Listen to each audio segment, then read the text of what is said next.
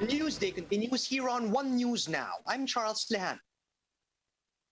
The Education Department touted their successes from the previous school year as they officially opened school year 2021 to 2022. Marian Enriquez now reports to us live from Manila to give us more details. Marian, good afternoon. Could you tell us more about the DepEd? Yes, Charles, Education Secretary Leonor Briones, in her opening statement, said that they ended the school year 2020 to 2021 in victory. About 98.13% or over 2 million grade 6 learners graduated, while 96.9% or 1.88 million grade 10 learners completed their studies. Secretary Briones added that there is much success to celebrate, saying they accomplished what was considered impossible, translating printed material to TV, radio, and digital in just 5 months. Briones also boasted their success in increasing the salaries and benefits of teachers. And right now, they are negotiating with the Civil Service Commission and the Budget Department for additional teaching positions. Briones also noted that although the country is still battling COVID-19, education continues. Yes, even in the time of cholera and the time of COVID-19, with all its horrors and its terrors, there is love. Yes, even in the time of evil, there is always hope, as stated by Arwen in The Lord of the Rings. Even in the time of the Delta variant and those which are yet to come, there is love and there is education. And so, on this note, let our classes begin.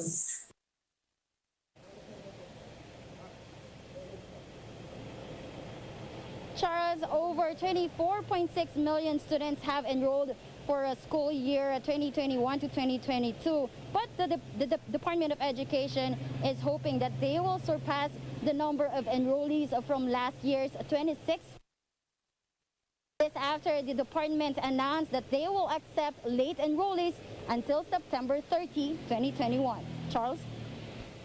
Thanks for that, Marian. That was Marian Enriquez reporting live from Manila.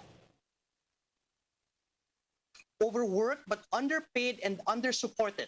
That's how the Alliance of Concerned Teachers described the situation of educators since the start of the pandemic. They trooped to Mendiola at the break of dawn to protest their situation. And the group is urging the government to provide their rightful overtime pay and allowances for the use of internet and gadgets for blended learning. They're also appealing for the approval of limited face-to-face classes in areas with low COVID-19 cases.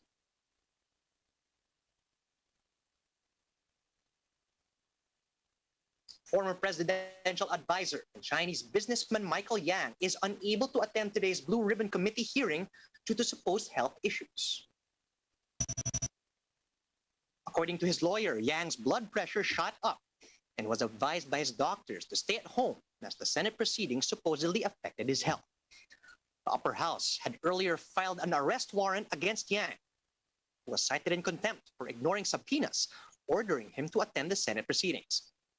Duterte's former advisor is under investigation for his supposed role in alleged anomalies in the procurement of pandemic supplies. Meanwhile, Senate President Tito Soto has confirmed that an arrest warrant has also been served for former Director Lincoln Ong, but he was kept in his house as he's allegedly positive for COVID-19.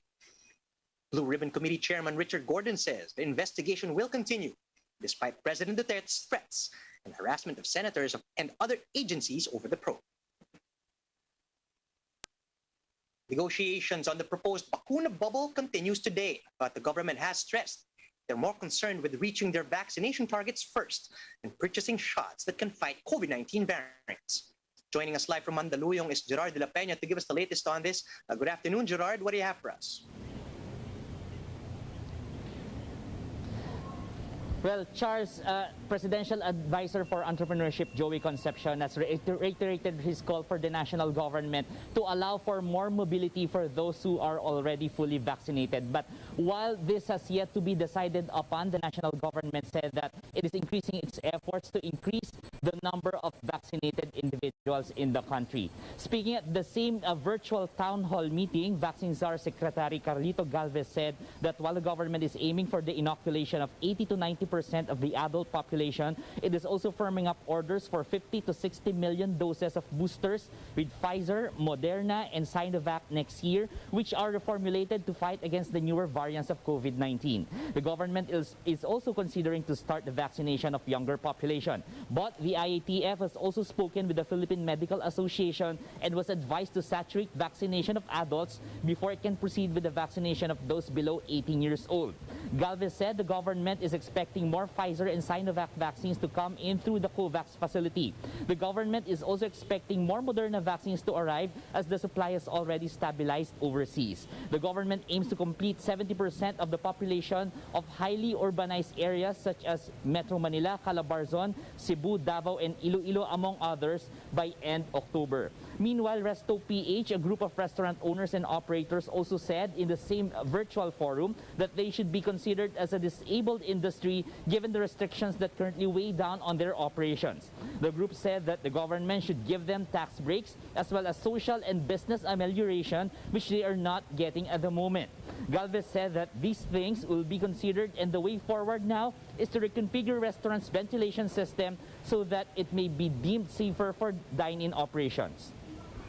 Charles, Interior Secretary Eduardo Año said they are trying to do away with the imposition of hard lockdowns, and they are instead keen on enforcing granular lockdowns in order to help the economy recover. Now, Metro Manila Development Authority Chairman Benhor Abalo said that Metro Manila mayors has already urged the national government to create a study group in order to ease restrictions, at least here in Metro Manila. Charles. Thanks for that, Gerard. That was Gerard de la Peña reporting live from Mandaluyong. For Filipinos who have yet to complete their voter registration, there's now an app that can help you find COMELEC offices and satellite registration sites near you. Gerard de la Peña returns with this report. Many people lined up in this COMELEC office along Misami Street, Quezon City to register for the 2022 polls. But to their surprise, the office was closed for disinfection. Some also found out that the office follows a registration schedule which depends on which district an individual comes from. District 1 lang po muna daw ngayon. Bukas daw po yung District 2, 5 and 6 sa Fairview Terraces. Opo. Kaya doon po kami pumunta bukas. Nainis ako, pamasahe mahal. Sayang yun. Aksaya sa oras. But for those still looking to register for the upcoming polls, the listing has also begun in malls. And to help individuals on where and how they can go to these COMELEC offices, the group behind the app, Sakay.ph, made Arturo, the voter's guide to registration. Ang daming barriers sa pagre-register, especially 2021, no? May mga lockdowns, may mga ang dami-dami nating problema sa COVID ngayon. Pero alam din naman namin na yung isang malaking problema ng mga tao, teka, saan ako magre-register? Saan ako hindi ko alam yung proseso, no? And alam naman namin to kasi tinitingnan namin yung Twitter, pinapakinggan namin yung users namin. Ang daming kulang sa information. The feature of this app is easy to use. All you have to do is just click Register for 2022 and type the city where you live.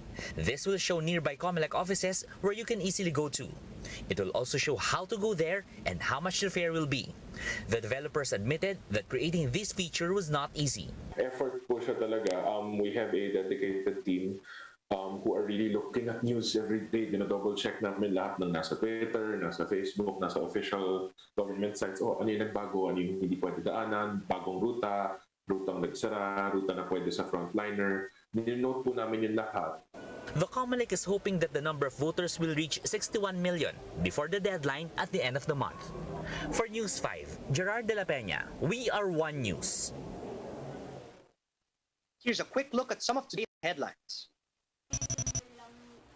Today is the start of a new school year, but a lot of students, teachers, and even parents will struggle with blended learning.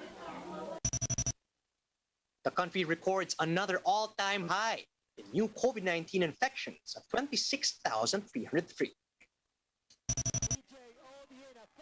And Pinoy pole vaulter EJ Obiena smashes the Asian record, snatches the gold at the 2021 Golden Roof Challenge in Austria. And those are the top stories at this hour. Join us again later at 1 p.m. as we continue to monitor the day's biggest stories. You can also catch One News on Signal Play. Just register for a free account at www.signalplay.com so you can stream One News live anytime and anywhere. Mask on, wash hands, and stay safe, Philippines. I'm Charles Lejano. We are One News.